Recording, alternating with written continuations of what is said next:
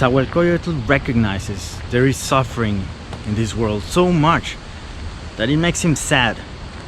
It is not only the brief time we human beings get to live in this earthly realm, which is something that it's always in the mind and the heart of Nezahualcoyotl. He, as a philosopher and as a human being, is deeply affected by the turns life and destiny can take. His affliction lies in the downturn life has in store for us all, these downturns. Although he acknowledges the good things of life, Nezahualcoyotl noticed those things that makes us suffer. He was, after all, a person who suffered a lot. Not only his father was murdered in front of him, he also faced during his entire young life the challenges of fleeing political turmoil, political intrigues, dangers. For him, being the heir to the throne of Texcoco brought him more poverty and misfortunes than to any other prince in the world. His heart was truly afflicted and depressed even after his victorious return to his capital.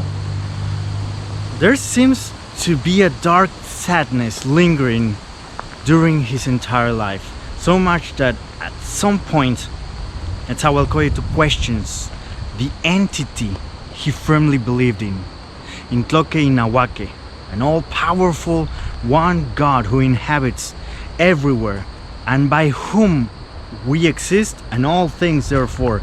It seems he tries to reach out to this entity, this one God, for answers of why there is suffering and hardships in this world.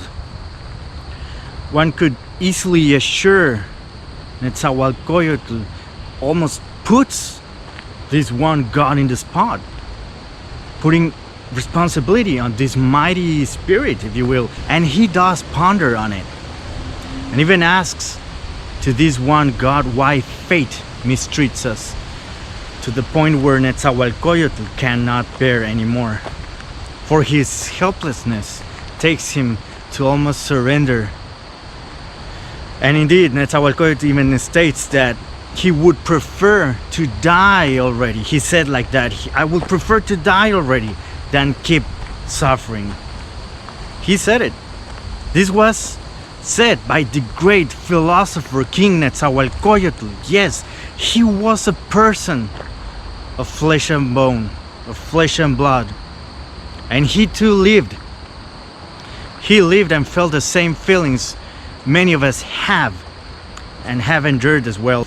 I mean, who hasn't felt as if their life was uncontrollably in despair, as if fate was making us all suffer?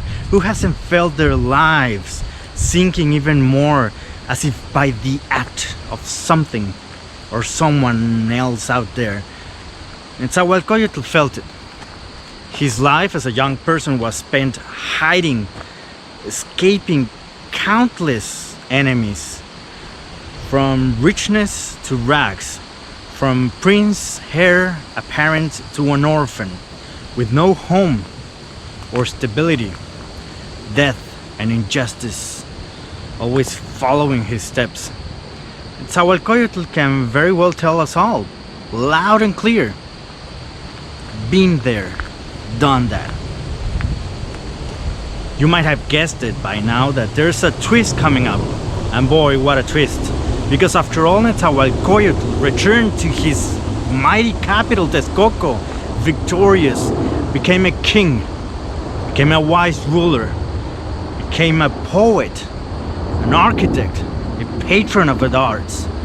He overcame his obstacles from being a homeless orphan to becoming the most famous king philosopher in our old world. His life is proof of the twist he proposed, contrary to lying down in absolute despair of being in hands of destiny, of this one God Nezahualcoyotl believed in. Make your heart great. If all things are gonna crumble, at least make your heart great. If happiness and joy eludes you, at least make your heart great. If life pushed you to the darkness of the abyss, at least make your heart great.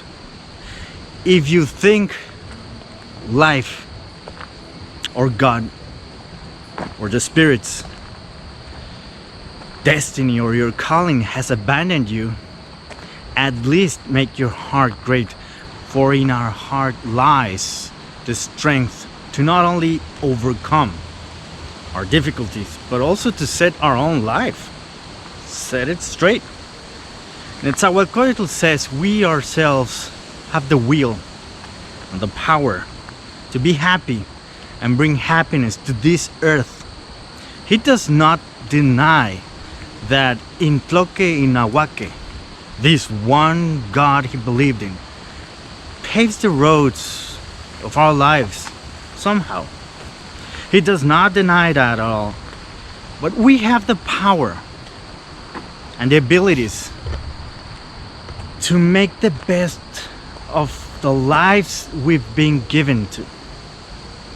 And the key is through our hearts, not our intellect or muscle, but our empathy and sensibility.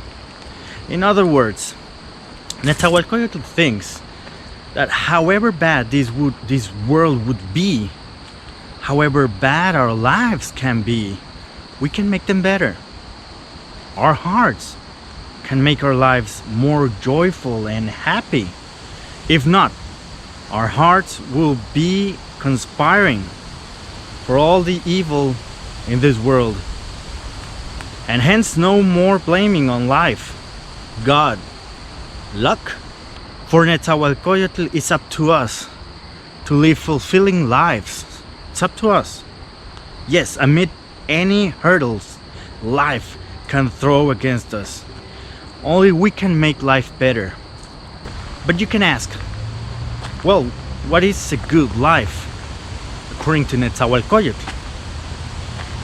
According to his philosophy, a life in which we strive to be better while trying to leave a legacy, a good legacy, that is, to leave at least flowers, at least songs. This is how he put it. To leave at least flowers, at least songs, to have good deeds in such a short life which we come to live in this world. Nezahualcoyotl was shocked at how life is too short, and being our time so brief on this world, Nezahualcoyotl was concerned at how much evil and suffering can exist in such a short time. He believed we only come to this earth to live once. That's what he thought. And to make the best of it was something which worried Nezahualcoyotl's mind. But above all, to be joyful, to be happy. This seems to be the element by which to measure a good life according to Nezahualcoyotl. Not to suffer or make suffering unto others, but to be joyful and bring joy to others. To be more precise, let's be more precise. Nezahualcoyotl talks about a pleasurable joy. That's how he puts it. Pleasurable joy. A state of mind where we as human beings relish on the fact of being alive against all the odds, against the briefness of our lives, and against the suffering of this world.